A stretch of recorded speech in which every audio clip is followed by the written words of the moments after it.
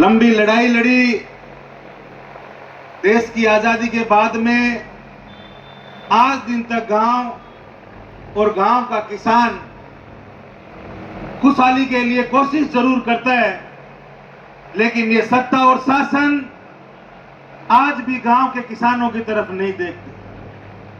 फांसी के फंदे को चूमने से पहले शहीद भगत सिंह ने एक बात कही थी कि मेरी मौत के बाद में कुछ समय तक सब कुछ सही हो जाएगा, लेकिन एक लंबे समय बाद में यह देश फिर से गुलामी की बेड़ियों के अंदर जकड़ा जाएगा।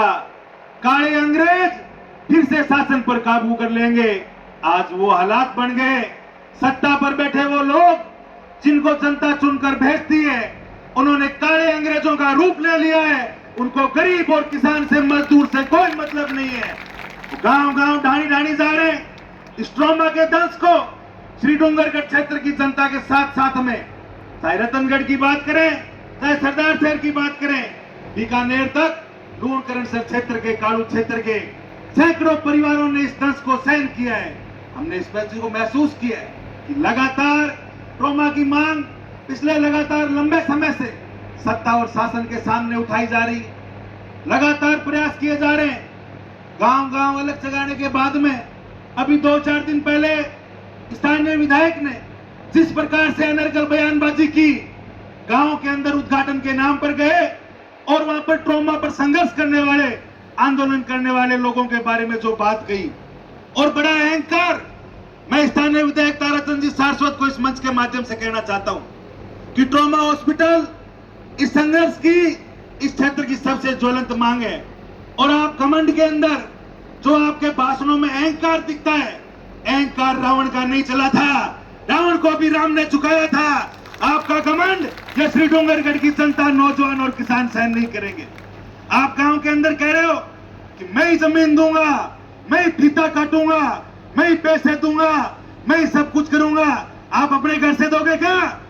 इलाके का किसान जिस मूंगफली उत्पादन करता है, फसल उत्पादन करता है, उसकी जीएसटी भरता है, उस जीएसटी से यहाँ के एसडीएम को तनख्वाह मिलती है, उस जीएसटी से यहाँ के एमएलए को तनख्वाह मिलती है। होंगे आप बहुत बड़े पैसे वाले, आपके पास बहुत पैसे होंगे, लेकिन आपने जो काम किया है आने वाली पीढ़ियां याद रखेगी किस प्रकार से आपने एक भामाशाह का अपमान किया।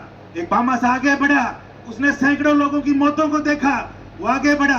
मैं धन्यवाद देना चाहता हूँ पूर्व विधायक गिरधारी जी मैया को, जिन्होंने इस सदन के अंदर मुख्यमंत्री से लड़कर ट्रॉमा हॉस्पिटल की स्वीकृति लेकर आए। लंबे समय से इस क्षेत्र की मांग थी, ये बात अलग है। गिरधारी जी मैया के कार्यकाल के अंदर भी सड़कों पर हमने संघर्ष किया, विधायक जी का विरोध किया, बार बार आंदोलन किए कि ट्रॉमा हमारे क्षेत्र की मांग है, इसको आप पूरा करें। उस वक्त के मुख्यमंत्री अशोक गहलोत को सर्किट हाउस की दीवार पर चढ़कर हमने ललकारा कि मुख्यमंत्री जी, आपको जनता ने चुनकर भेजा है, मरती हुई लोगों को आपको सुनना होगा, ट्रॉमा हॉस्पिटल को स्वीकृत करना होगा। लेकिन उसके बाद में जिस प्रकार से अहंकारी लोगों का सत्ता पर कब्जा हुआ और सिर्फ शिलान्यास, मैंने देखा देश की राजनीति के अंदर इस प्रकार का गिरावट आएगी, इस प्रकार की लोगों की सोच होगी कि जब ये गांव गांव इनकी टीम निकली। मैं धन्यवाद देना चाहता हूं इनकी पूरी टीम को कि 200 से ज्यादा नौजवान गांव गांव पहुंचे, हर गांव फोन किया, हर समिति को लेटर दिया, हर व्यक्ति को पहचान दिलाई इस व्यक्ति के लिए जिन्होंने संघर्ष किया। और उस संघर्ष के जवाब में ये गांव गांव के अंदर इनका हाथ पांव फूल गए। 2 दिन के अंदर ही अर्जुन राम जी मेघवाल सांसद 4 दिन बाद आने वाले थे, उनको रातों रात बुलाया, गांव के अंदर उद्घाटन करने पहुंचे, हाथों के अंदर सिलापट लेकर पिता काट रहे हैं। शर्म आनी चाहिए आप लोगों को। जो बात करनी थी वो बात आप नहीं कर रहे हो। कभी तो कह रहे हो कि 68 दिन तक जो हमारा धरना चला, जो हमने रेलवे ओवरब्रिज के लिए किया, कि वो आंदोलनकारी लोग थे, कहां चले गए? आज हम पिता काट रहे हैं, वो आंदोलन फर्जी था, ये ट्रॉमा का आंदोलन फर्जी है। अगर फर्जी कोई है तो इस क्षेत्र में आपसे ज्यादा कोई नहीं है विधायक जी, जो आप कमेंट के अंदर बैठे हो। और मैं ललकारना चाहता हूं सत्ता के माध्यम से स्थानीय विधायक ताराचंद जी सारस्वत, राजस्थान का मुख्यमंत्री बद्रीलाल शर्मा, जो 15 अगस्त को तिरंगा फहराने के लिए बीकानेर के अंदर आ रहे हैं। माननीय मुख्यमंत्री जी, खून से रंगे हुए हाथों से तिरंगा नहीं फहराने देंगे, ये आपको विश्वास दिलाते हैं। प्रशासन के पास में समय है, प्रशासन चेत जाए, नहीं तो सीएमएचओ की कुर्सी बचाने के लिए ताराचंद सारस्वत आएगा। ये आपकी लुका एक थान बचाई, जब जनता सड़कों पर आ जाएगी, तो अधिकारियों आपको कोई नहीं बचाएगा। न तो यहाँ का एसडीएम बचेगा, न सीएमएचओ बचेगा, न एसपी बचेगा, कोई नहीं बचेगा।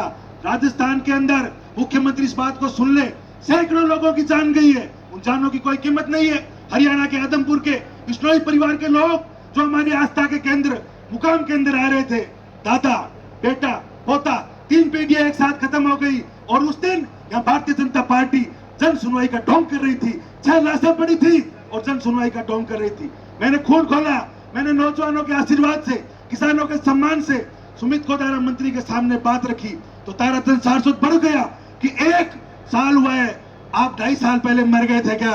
विधायक जी, अगर आपकी उम्र का इलाज नहीं होता, अगर हम किसान परिवार के अंदर, हमारी रगों के अंदर भगत सिंह का खून नहीं होता, हम आपका मान सम्मान नहीं करते, तो उसी वक्त आपको जवाब दे देता कि मर कौन गया। लेकिन हमने आपका सम्मान रखा कि आप आंखें खोलोगे।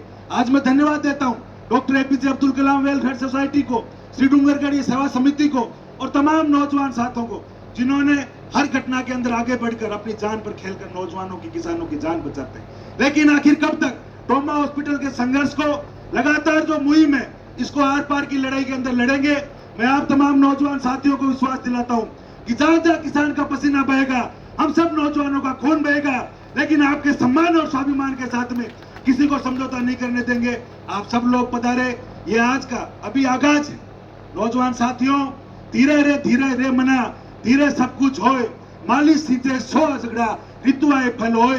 ये आंदोलन हमारे धैर्य की परीक्षा है, हमारे अनुशासन की परीक्षा है। जो यहाँ पर पगड़ी वाले जो लोग बैठे हैं, नौजवान साथियों, हमारी आन बान और शान ये पगड़ी है, ये धोती चोड़े वाले लोग हैं। हमें इनके साथ में, इनके मार्गदर्शन में, अनुशासन से चलना है।